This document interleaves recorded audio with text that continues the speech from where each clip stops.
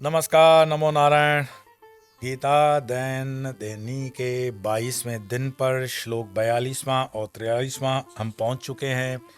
गीता के पाठ का प्रारंभ करेंगे। स्वर को थोड़ा सा ध्यान से सुनेंगे और फिर इसका आप प्रयास भी करेंगे। श्लोक है 42, प्रथम अध्याय।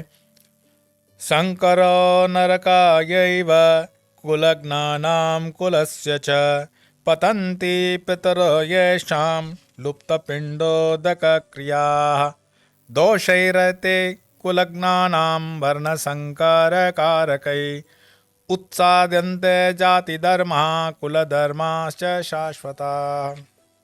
अर्थात वर्ण संकर कुलनाशकों को और कुल को नरक में ले जाने के लिए ही होता है। वर्ण संकर जो होता है वो कुल का नाश तो करेगा ही, नरक में भी ले जाएगा। क्योंकि लुप्त हुई पिंड और जल की क्रिया वाले अर्थात श्राद्ध और तर्पण से वंचित इनके पितर लोग भी अधोगति को प्राप्त होते हैं। और इन वर्ण संकर कारक दोषों से कुल नाशकों के सनातन कुल धर्म और जाति धर्म नष्ट हो जाते हैं। मैं कोई अंधविश्वास या कोई आपके मन में भय नहीं डालना चाहता हूं।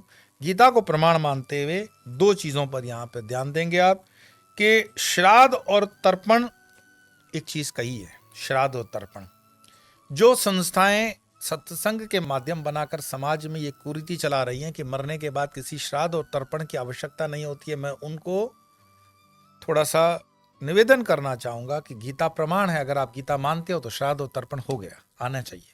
दूसरा, श्राद्ध और तर्पण सिर्फ सनातनी करते हैं क्या? नहीं। श्राद्ध और तर्पण अलग नाम से अलग विधि से क्रिश्चियन भी करता है, मुसलमान भी करता है। फातिया पढ़ते हैं कि नहीं पढ़ते हैं? मुसलमान फातिया पढ़ते हैं। और वो जो भी दान दून होता है, मेरे अच्छे मित्र हैं भाई, मैं प्रमाणिकता से इसीलिए तो बात कर रहा हूं। मेरे अच्छे मित्रों में मुसलमान भी उतने ही अच्छे मित्र हैं, मेरे बौद्ध भी उतने अच्छे मित्र हैं, मेरे ईसाई भी उतने मित्र हैं। दुनिया का ऐसा कोई व्यक्ति, ऐसा कोई धर्म नहीं जिसमें मेरी मित्रता या मेरे शुभचिंतक न हो, क्योंकि खुले दिमाग वालों के कई लोग मित्र होते हैं। मैं संकीर्ण विचारधारा का कभी न था, न हूं, न रहूंगा। तो समझने के लिए, जानने के लिए सबके पास, जो मैं हमेशा कहता हूं, तुम जो भी हो, जहां भी हो, जैसे भी हो, मुझे स्वीकार्य हो, मेरा कोई विरोध नहीं है। गीता को वापस करते हैं कि वर्ण संकर कुलनाशकों को और कुल को नरक में ले जाने के लिए ही होता है, क्योंकि लुप्त हुई पिंड और जल की क्रिया। आप जब देखते हो, जब पिंडदान होता है तो पिंडदान की कुछ मुद्राएं होती हैं। वो आपको कहता है कि रोज रोज तो अपने घर में भी कोई नहीं मरता, इसीलिए प्रैक्टिस नहीं होती, इसलिए ब्राह्मण वहां पे बोलता रहता है कि पानी इसमें से जल गिराइए, यहाँ धागा पकड़िए, यहाँ पर घास बांधिए, ब्ला ब्ला, जो भी चीजें हैं। वो जो मुद्राएं हैं उनका एक महत्व है। हमने समझा नहीं, हमने जाना नहीं, हमने पढ़ा नहीं। गीता पर गोरखपुर की पुस्तकें नहीं पढ़ते हैं, और फिर वो छोटे छोटे क्वेश्चनों में बहुत रेडीमेड हम जानना चाहते हैं। ऐसे कोई कैप्सूल नहीं आते ज्ञान के, उसके लिए पढ़ना पड़ेगा आपको, चलना पड़ेगा आपको। मैं हमेशा कहता हूं, सनातन की यात्रा करनी पड़ेगी आपको। तो जिनके घरों में पिंडदान नहीं होता और तर्पण नहीं होता है, मैं आपको बड़ी गंभीरता से फिर कहूंगा, प्रामाणिकता के साथ, बाप न करे, उसका दादा न करे, तो उसके पोते को, पर पोते को, पर दोते को करना पड़ेगा, करना पड़ेगा, करना पड़ेगा। और ये चीजें न लाते हुए, अंग्रेज में मुझे वो नाम अभी याद नहीं आ रहा है, कि उसके सपने में भी वो इंडस्ट्रियलिस्ट के बच्चा आता है कि मुझे ऊपर खाना पीना नहीं मिल रहा है, वो काशी में आकर के उसका तर्पण करते हैं। गूगल पे सर्च करोगे मिल जाएगा, मुझे नाम याद अभी नहीं आ रहा है। कई देशों की मैं आपको एग्जाम्पल दे सकता हूं जहां पे तर्पण और श्राद्ध न करने से पितरों को कितना कष्ट होता है। और वो कष्ट ऐसा नहीं है पितरों को कि कोई बैठा हुआ है दाढ़ी मूछ लगा करके आपको तकलीफ देने के लिए। वही जो अपना डीएनए है, वो डीएनए अपने पितरों से कनेक्टेड होता है। हमारे अंदर हम कहते हैं ना, कभी मैंने तो कोई पाप कर्म किया नहीं, फिर मुझे सजा क्यों? सजा तुम्हारी थोड़ी है, ऊपर से चल रही है भैया, पूरी लाइनेज की है, लाइनेज में खराबी है। और इस पर कई पंडितों के या कई शास्त्रों के, शास्त्रज्ञों के वीडियो आपको यूट्यूब पे मिल जाएंगे। मैं फिर कहूंगा, अंधश्रद्धा नहीं कर रहा हूं।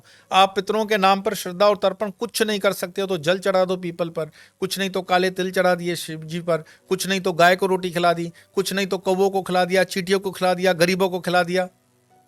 पर इतनी मूर्खता मत करो कि हम तो इस चीज में मानते नहीं है। कोई बात नहीं। अरे मुझे एक बात बताओ, कोई अगर सर ऊंचा उठा करके आसमान पे बोले मैं थूक रहा हूं, तो थूक देगा वो थूक वापस अपने पास आती है। इतने भी हम पढ़े लिखे और इतने भी हम घमंडी नहीं होना चाहिए कि गीता में लिखी हुई बात को आप नकार दोगे। गीता में अंधश्रद्धा के विरुद्ध है सारी चीजें, लेकिन श्राद्ध तर्पण की है, पिंड की बात है, जल क्रिया की बात है। और दूसरे श्लोक की अर्थ में अर्जुन कहते हैं कि इन वर्ण संकर कारक दोषों से कुलनाशक को उसके सनातन कुल धर्म और जाति धर्म नष्ट हो जाते हैं। अपने देश के सनातन कुल धर्म और जाति धर्म नष्ट हो जाने का कारण क्या है? कृष्ण कोई लंदन की बात नहीं करते, कृष्ण कोई अमेरिका की बात नहीं करते, अर्जुन कोई कृष्ण किसी दूर नहीं है। तो बात कहां तक चल रही है? सनातन धर्म की बात चल रही है। एक अपनी तरफ से थोड़ा होमवर्क कर लेना, दयानंद सरस्वती जी के सत्यार्थ प्रकाश को एक बार पढ़ लेना। पढ़ लेने के लिए कहता हूं, उस पर चिंतन करना। जो चीज अपने को ग्राह्य लगे, जो स्वीकार्य लगे, वो स्वीकार लेना, और जो स्वीकार्य न लगे उसे छोड़ देना। कमेंट्स मत करना कि ये सत्य है या असत्य है या खराब। सत्यार्थ प्रकाश को जीवन में एक सनातनी को अवश्य पढ़ना चाहिए, बिल्कुल पढ़ना चाहिए, लेकिन उसकी मूल प्रति में जाना। आर्य समाज द्वारा प्रकाशित ही बुक लेना। सत्यार्थ प्रकाश दयानंद सरस्वती आर्य समाज प्रकाशित करता है, 100-200 की बुक होगी, ले लेना, पढ़ लेना उसको। हालांकि आर्य समाज इन चीजों को नहीं मानता है, लेकिन आर्य समाज यज्ञ को मानता है, आर्य समाज ओम को मानता है, आर्य समाज गायत्री को मानता है। तो जो उस समय की बात आती है, दयानंद सरस्वती जी की कई बातें मुझे बहुत प्रभावित करती है। वो ये कि महाभारत के विषय में भी उन्होंने कुछ उसमें उल्लेख किया है, वो आप पढ़ लो। कितने देश आए होंगे महाभारत के अंदर? आप क्या मानते हो कि महाभारत बस यूपी, एमपी, बिहार के अंदर ही हुआ था? नहीं नहीं, उस वक्त दुनिया की जितनी भी सिविलाइजेशंस के जितने देश हैं, बड़े बड़े देश, बड़े बड़े राजा, चक्रवर्ती राजा उस समय आए थे, युद्ध हुआ। अच्छा, इसको कैसे मानोगे, कैसे समझोगे? तो कभी कभी कुछ चीज़ों को समझने के लिए रैशनल माइंड और लॉजिकल माइंड की ज़रूरत नहीं पड़ती है। थोड़ा सा डीप डाइव माइंड को होता है ना, oh mind deep dive and think, contemplate करो, विचार करो। आज से किसी ने 25 साल पहले सोचा होगा कि ऐसा मोबाइल होगा, हम लगाएंगे और दूसरे अमेरिका में बात होगी, तार भी नहीं होगा, बिजली भी नहीं होगी? आज हो रही है। किसी ने ऐसा सोचा था कि यहाँ इसरो में बैठ करके सैटेलाइट यहाँ से चलेगी और छोड़ेंगे फ्रांस से, वो चली जाएगी? आज चल रहा है। तो शब्दवेदी बाण है, ऐसे कई हथियार हैं महाभारत के अंदर जो इतनी एडवांस टेक्नोलॉजी के हैं। मैं बहुत सुलझे हुए इसरो के साइंटिस्ट जो मेरे मित्र हैं उनसे, डीआरडीओ के मेरे मित्र हैं उनसे, बाबा एटॉमिक रिसर्च सेंटर के मित्र हैं उनसे, यहाँ तक कि नासा से जुड़े हुए लोगों से भी जब मैं बात करता हूँ, आप बुरा मत मानना, वो कहते हैं आप Indians are really foolish, you are the beggars sitting on golden bench and still begging. तुम लोग भिखारी हो, सोने की बेंच पर बैठ करके भीख मांग रहे हो, तुम लोगों के पास कितनी संपदा है। और वाकई में हम मूर्ख हैं।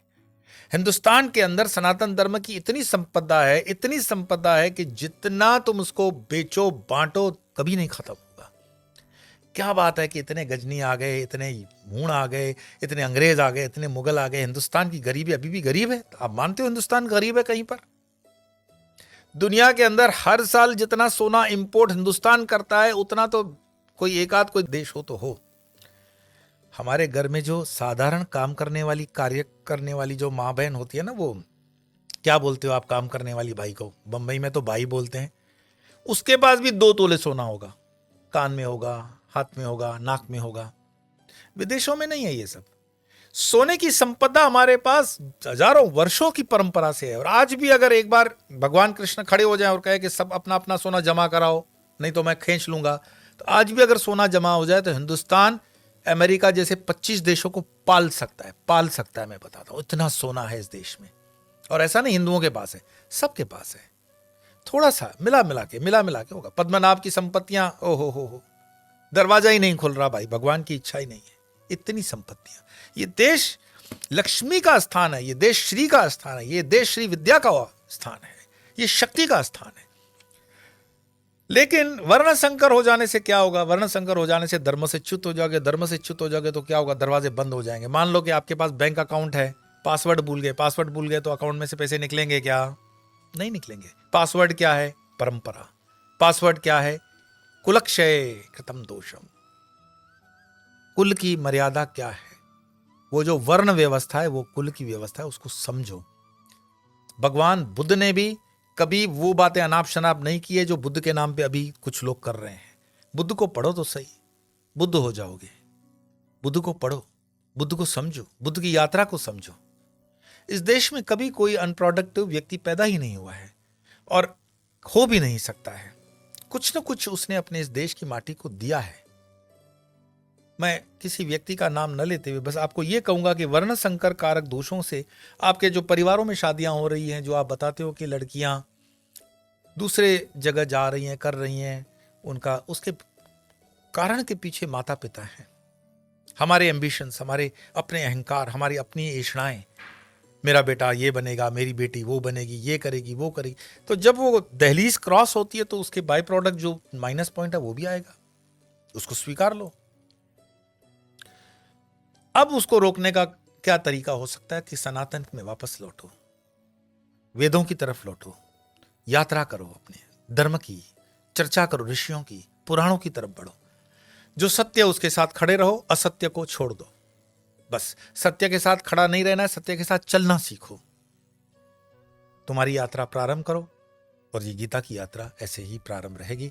आज इतना ही, कल फिर हम मिलेंगे दूसरे 2 श्लोकों के साथ, लेकिन आपका स्पीड वाला पार्ट बाकी है, मुझे बिल्कुल याद है।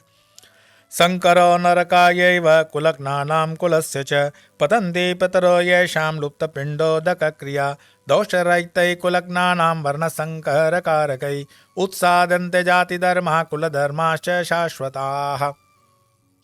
तो अपना होमवर्क ठीक से करना, कल फिर मिलेंगे, तब तक के लिए नमो नारायण।